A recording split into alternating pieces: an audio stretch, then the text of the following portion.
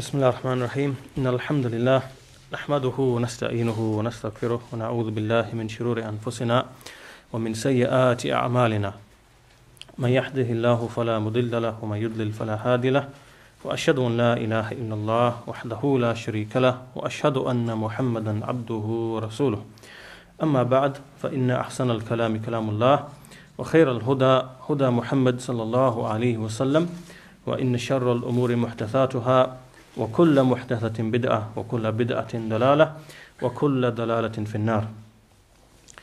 Inshallah, today's lesson is one in a series of 3 or 4 lessons on some of the benefits of Surah al-Fatihah. And these lessons are taken from a small booklet written by Shaykh al-Islam Muhammad bin Abdul Wahhab rahimahullah on this subject. He's titled this little treatise, Some of the Benefits from Surah al-Fatihah. And inshallah we're going to read through the text, and the explanation is given by Shaykh Saleh al-Fawzaan hafizahullah. So to begin then, the Shaykh begins first of all with Bismillahir Rahmanir Rahim, and then the title of this booklet, Some of the Benefits of Surah al-Fatihah. Then he begins by mentioning the first 3 verses. Bismillahir Rahmanir Rahim. Alhamdulillahi Rabbil Alameen. Ar-Rahmanir Rahim. Maliki Yawmiddin.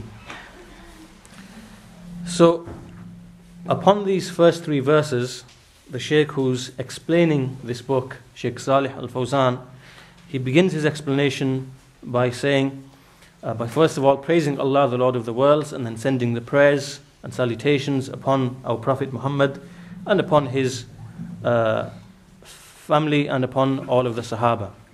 The Shaykh says that this little booklet or this treatise deals specifically with explaining some of the benefits of Surah al-Fatihah.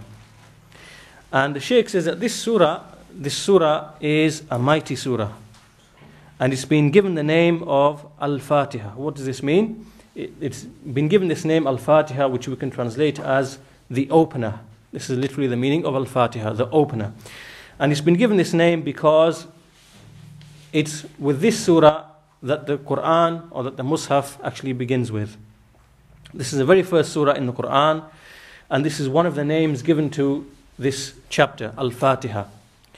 Another name that's also been given to this chapter is, in Arabic, as-sab'ul mathani.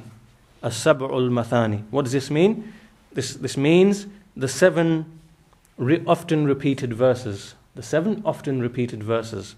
And this is also mentioned in the Quran, or this is referred to in an ayah in the Quran, in which Allah subhanahu wa ta'ala said, وَلَقَدْ آتَيْنَاكَ سَبْعًا مِّنَ الْمَثَانِ وَالْقُرْآنَ الْعَظِيمِ.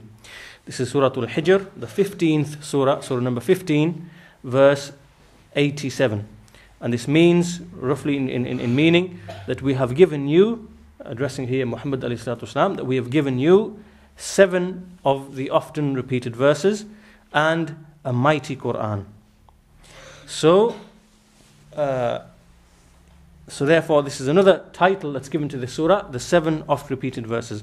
Why is it called al-Mathani? What is the meaning of al-Mathani?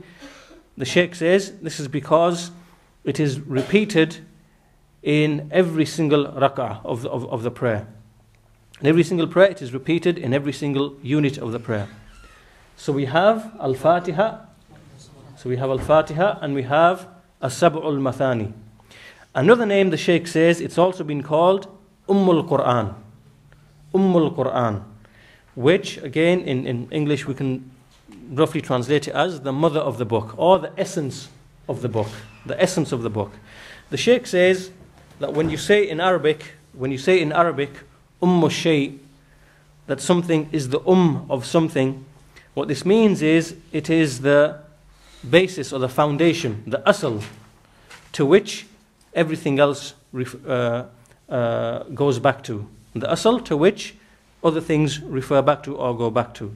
So the Quran, the Shaykh says that when we look at the Quran as a whole, when we look at all of the meanings that are found in the Quran, then you will find that this one surah comprises all of the meanings which are found in the remainder of the Quran. So therefore, it's called Ummul Quran, because the rest of the Quran actually refers back to it, or has its basis in this surah. So now we have three names: al-Fatiha, as-Sab'ul Mathani, and